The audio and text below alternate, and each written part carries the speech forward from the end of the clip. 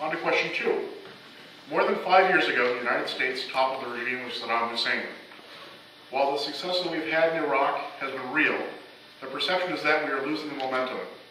How do we solve the question of Iraq and allow the people of Iraq to have a greater role in their own destiny? And for this, we'll start with Charlie Summers. I think, I touched on it in my opening remarks that the situation in Iraq is greatly improved. It's a huge difference from the time that I arrived there last summer to the time that I left just a couple of weeks ago. And I think that what we need to do as a country, we need to maintain our troop level just about where it is for probably the next 12 to 18 months. Because what we have to do is not only provide security for the country and provide that stability, we have to continue training the ISF, or what they call the Iraqi Security Forces.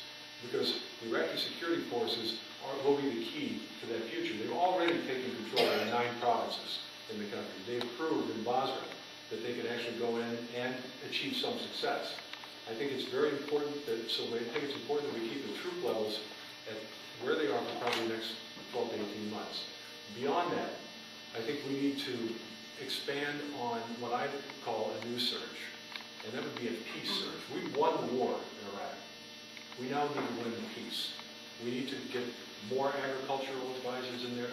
We need to have more small business advisors. We need to have more medical advisors. I worked with the provincial reconstruction teams, and I've seen firsthand on the ground the difference that the agricultural advisors can make. We need to expand our diplomatic efforts. We need to bring more countries into the coalition. We have to bring the countries that did not want to come into the coalition in the first place.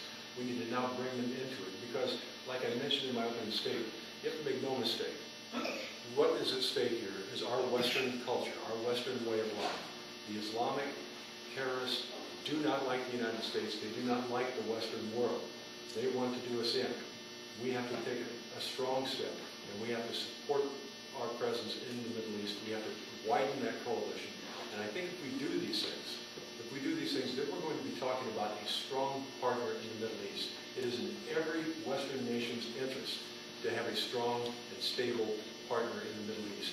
And I believe that if we take these steps that I've seen personally on the ground in Iraq, we will have the ability to have that partner, and we will have the ability to work towards greater peace in the Middle East.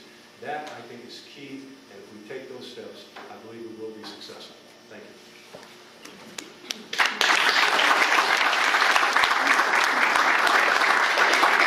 I was fortunate enough very early on to have Lieutenant Colonel Mike Curry, who's from Brunswick, Maine. And Lieutenant Colonel Mike Curry was the former attaché to Ryan Crocker in the Middle East.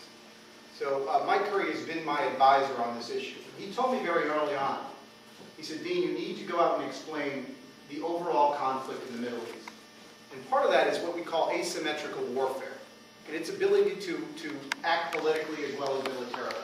And if you look at Afghanistan, a small renegade group of folks called the Taliban can influence politics there.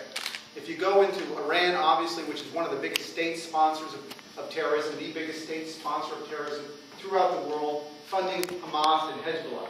And what is Hezbollah trying to do? They're trying to tip over the government in Lebanon. And even in Palestine, you've got Hamas acting as a terrorist group, trying to throw or muddy the waters in the Israeli-Palestinian situation. The point is, if we don't all accept the fact that terrorism, whether in Afghanistan, Iraq, Iran, Lebanon, or Israel and Palestine, also acts politically. And it preys upon your want and your need to get out of the region very quickly. But however, what we're finding out is terrorism, the kind sponsored by Muqtada al-Sadr in Iraq, has a political notion to it as well, to get the U.S. out of Iraq so Iran can come in and advance their cause. So I think we've got to step back and try to resell the American people on this new conflict, because it's not like the Cold War. It's not like the Soviet Union, where you could see them advancing across the world and going into Afghanistan, and you could see them bringing missiles across the Atlantic on its way to Cuba, and you could snapshot that and say, that's the bad guy, that's where we're going to go get it. It's very different in the sense it's sort of colorless and odorless. And exactly what I'm talking about is terrorism. And terrorism has a political bent to it as well. There's a great example from Yasser Arafat before he died, who rejected the last two-state deal he wanted or was given because terrorism had got him to that point where he had a two-state deal. That's ultimately what we're fighting. As members of Congress, we will not be deciding military strategy. We'll be voting to fund or not to fund. The real challenge is to get people in the United States to understand this new sort of warfare in this new century, because it's very different than anyone we've ever had before.